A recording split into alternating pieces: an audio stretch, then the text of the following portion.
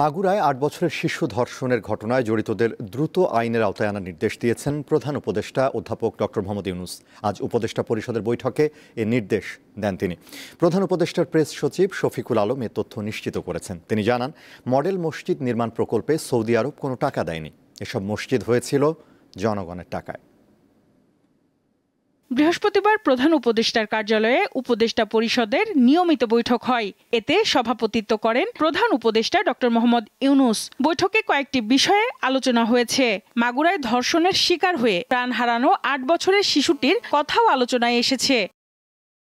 পরে foreign service একাডেমিতে সাংবাদিকদের ব্রিফ করেন প্রধান উপদেষ্টার প্রেস সচিব। চিফ অ্যাডভাইজার নিজে নির্দেশ দিয়েছেন, উনি তো আজকে শোক প্রকাশ করেছেন এই মৃত্যুতে, এবং উনি কঠোরভাবে নির্দেশ দিয়েছেন যে এদেরকে যারা যারা অভিযুক্ত তাদেরকে যাতে খুব দ্রুত বিচারের আওতায় আনা হয়। তিনি জানান, ৬টি সংস্কার কমিশনের সুপারিশ নিয়েও উপদেষ্টা পরিষদে আলোচনা হয়েছে। ৬ কমিশন অনেকগুলো রিকমেন্ডেশন দিয়েছে, অ্যারাউন্ড 2000। তার মধ্যে কিছু কিছু রিকমেন্ডেশন আছে যেটা আসলে খুব মানে ওইটার জন্য পলিটিক্যাল আসলে ডায়ালগের কোনো দরকার নাই। গত সরকারের আমলে মডেল মসজিদ নির্মাণ প্রকল্পে দুর্নীতি হয়েছে বলে জানান প্রধান উপদেষ্টার প্রেস সচিব। স্বৈরাচারের যে সাপোর্টার তারা বলতে চান যে এটা সৌদি ফান্ডেড এটা প্রজেক্ট, সৌদি এখানে একটা টাকাও দেয়নি।